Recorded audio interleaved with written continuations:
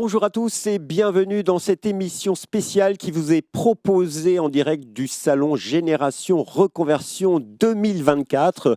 Génération Reconversion, c'est le rendez-vous de tous ceux qui veulent changer de métier, changer de vie et trouver de nouvelles opportunités.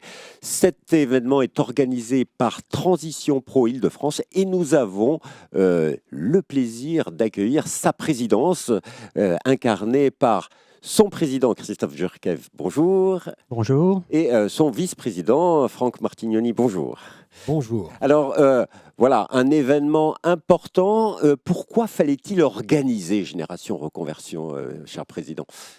Alors, d'abord, la première chose, c'est que c'est la deuxième édition de Génération Reconversion. Il y a eu une première édition en avril 2023 qui a rencontré un très grand succès. On a réussi effectivement à mobiliser un certain nombre d'acteurs de la formation professionnelle sur un même lieu, un même endroit, avec un langage commun pour tous se réunir sur nos nombreux dispositifs de la formation professionnelle. Et voilà, 2500 visiteurs sont passés sur ce salon. On ne pouvait pas en rester là, donc c'est évident. Donc quelques mois après, nous avons pris une décision au conseil d'administration paritaire, de renouveler l'événement, mais cette fois-ci en allant plus loin. Et voilà, et surtout avec un moment tout à fait précis, puisqu'on avait déjà en ligne de mire l'événement JOP, bien sûr. Et nous avons placé cet événement juste après, donc c'est-à-dire la fin des Jeux Olympiques et Paralympiques. Parce qu'il y a énormément de personnes qui doivent se reconvertir et qui ont été mobilisées sur les Jeux. Voilà, un grand succès sur cette première édition. Et là, pour ce salon deuxième édition, nous avons là, à ce moment précis, 8500 inscrits. Voilà, donc ça répond à votre question sur est-ce que ça intéresse ? Oui, évidemment, ça intéresse. Les mobilités professionnelles, ça intéresse. Les reconversions. Et tout ce que l'on propose en termes d'accompagnement, de financement des actions, ça intéresse les gens, ça les fait venir. Et pour cette édition, Monsieur Martignoni, vous avez encore une fois mobilisé plein d'acteurs parce qu'il suffit d'aller dans les travées du salon. Il y a encore plus de monde. C'est un long travail. Tout le monde vient facilement travailler avec Transition Pro Île-de-France. Alors oui, bien sûr. Oui, encore plus que pour la première édition. C'est vrai qu'il était quand même pré-JO, puisque je pense que c'est vrai notre conseil d'administration a été très sensible justement à informer et à préparer à sa manière aussi les JO qui allaient être cet événement. Et c'est pour ça qu'on a insisté pour la deuxième édition. On a fait le travail avant, et là maintenant, nous avons contacté tous les acteurs, même la région, même France Travail, même les gros acteurs institutionnels, la DRITS bien sûr aussi, l'État, voilà, a répondu présent, en se disant on a tous besoin, on est tous dans une équipe pour arriver à post-réussir nos JO. Mais à vous entendre, quelque part, il y a aujourd'hui une espèce de mobilisation générale autour de la reconversion des salariés, et pas seulement autour des JO, mais d'une manière générale, tout le monde est bien sensibilisé à cette nécessité de la reconversion des salariés dans les années qui viennent. Monsieur Jurkev. Oui, alors nécessité, je ne sais pas, est-ce que c'est une nécessité ? En tous les cas, on voit bien que la société du travail, elle évolue. On parlait tout à l'heure de génération X, etc., et génération reconversion. Oui, ça intéresse. Et plus on en parle, plus ça intéresse. L'avenir sera composé de jeunes gens qui, effectivement, on le sait, il y a des études qui démontrent qu'on sera appelé à changer plusieurs fois de métier, plusieurs fois de profession, plusieurs fois d'entreprise. Donc voilà, tout ça, c'est un univers qui intéresse. Mais le plus important, je pense qu'il n'est pas là. Le plus important, il est surtout de se construire autour de ce concept-là, de la transition et de la reconversion professionnelle, pour réunir autour d'une même table tous les acteurs. Encore une fois, mais ça c'est important, on ne peut pas tout faire, on ne peut pas financer toutes les demandes. Vous voyez que les projets de transition professionnelle, on en refuse, puisqu'on ne peut pas les financer. Donc ça répond aussi un peu à votre question, c'est qu'on pourrait faire plus Ça fera partie aussi de nos projets pour la suite, d'essayer de comment on peut mutualiser encore mieux les choses pour les rendre plus efficientes. Faire plus, mais en tout cas, je sais que vous faites bien parce que les témoignages de ceux qui ont bénéficié de l'accompagnement de Transition Pro montrent qu'il y a des réussites dans ces changements de métier qui sont une nécessité aujourd'hui. On sait qu'aujourd'hui, un salarié peut changer 4 à 8 fois de métier dans sa vie professionnelle et là, il y a une mobilisation générale de tous les acteurs, peut-être autour de Transition Pro, des acteurs de Transition Pro. Et quels seront les enjeux à venir dans l'année qui vient, Monsieur Martignoni? Déjà, être efficient, être toujours efficient. Voilà, et le paritarisme l'a montré, nous gérons correctement les fonds qui nous sont donnés. Voilà. Après, répondre aux attentes aussi gouvernementales, en cas d'évolution du monde de la formation. Mais c'est vrai, vous avez insisté sur le fait qu'on va changer de métier. On doit changer de métier parce que nos métiers changent déjà. Nos métiers changent et les individus, les salariés qui font ces métiers changent aussi.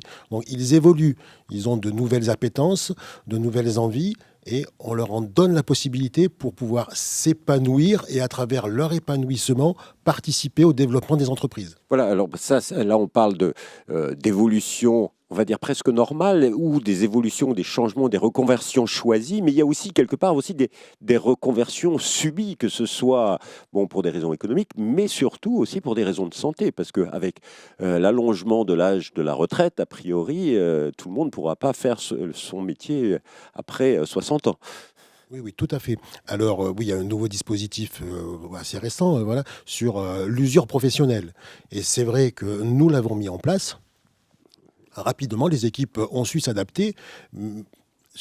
Aussi, peut-être parce qu'en interne, c'était un sujet qui nous tenait à cœur. Voilà. Nos partenariats, même déjà par le passé, avec la GFIP particulièrement, qui permettaient d'avoir un point plus positif et de financer plus de dossiers pour des personnes justement en situation de handicap ou qui devaient se reconvertir suite à une RQTH, une reconnaissance de travailleurs handicapés. Voilà. Donc nous étions prêts à le mettre en œuvre et ça sera notre fort objectif pour l'année suivante. Et comme vous l'avez précisé, avec l'allongement de la vie professionnelle, un focus très particulier sur la reconversion des seniors, faire profiter de leur expérience et de leur vision du travail différente, on va dire. Ça vous fait beaucoup de projets en cours et beaucoup de travail à venir dans l'année qui vient, cher président. Déjà pour terminer cette année 2024, oui, puisqu'on construit nous aussi le budget pour 2025, donc ça c'est aussi important. On porte effectivement une ambition et des projets et des ambitions qui soient externes, mais aussi en interne pour l'organisation elle-même. Il faut quand même rappeler que Transition Pro, c'est une petite entreprise de 110 salariés avec une organisation. Bien sûr, elle est spécifique puisque c'est une gestion paritaire. Bon, il n'empêche que voilà sa vie. C'est une entreprise. Dans les projets, il y a effectivement la mise en œuvre des nouveaux dispositifs que on nous confie.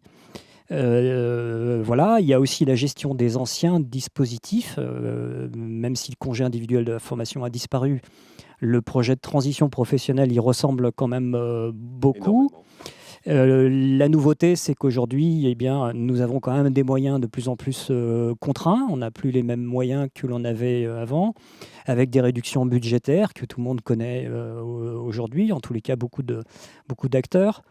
Donc notre ambition, c'est de continuer sur la lancée, c'est d'avoir que cette tendance de réponse, de financement des actions de formation, mais aussi d'accompagnement des demandeurs, d'orientation aussi, puisqu'on a aussi une mission d'orientation dans le cadre du conseil en évolution professionnelle.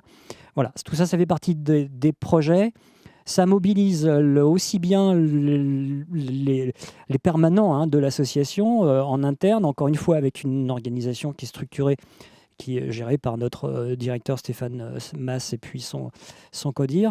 Et ça mobilise évidemment les paritaires sur ces sujets.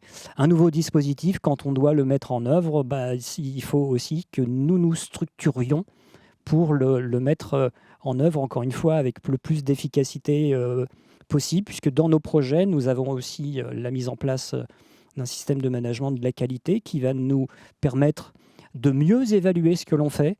Et au moment où on nous demandera des comptes sur ce que l'on fait, comme les trophées de la reconversion l'ont permis, c'est qu'on a effectivement mis sur la scène des gens qui ont fait une reconversion et qui nous disent comment ils l'ont fait et qu'est-ce qu'il se passe à ce moment-là. Voilà, on saura effectivement répondre à des différents indicateurs.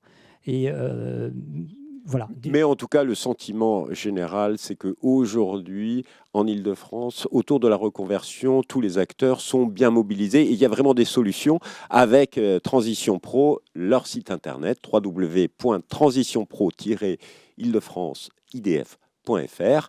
Alors, on termine toujours cette émission avec un petit conseil. On va vous demander quel conseil donneriez-vous à des salariés qui seraient en reconversion, qui pensent se reconvertir ou qui doivent se reconvertir. Monsieur Martignoni, votre conseil? 2 mots. Oser et persévérer. Voilà. Oser rêver à une nouvelle vie, vos projets, ce que vous aimez. Et après, nous mettrons à votre disposition toutes les structures, tous les conseils, tous les partenaires pour vous permettre de réaliser ce projet. Monsieur Jurkaf? Je dirais, ayez confiance en vous, portez vos projets. Notre mission à nous, c'est de faire de vos projets des réalités. Merci beaucoup à tous les deux. Vous l'avez compris, osez, persévérez, ayez des ambitions et vous réussirez votre reconversion. Au revoir et à bientôt.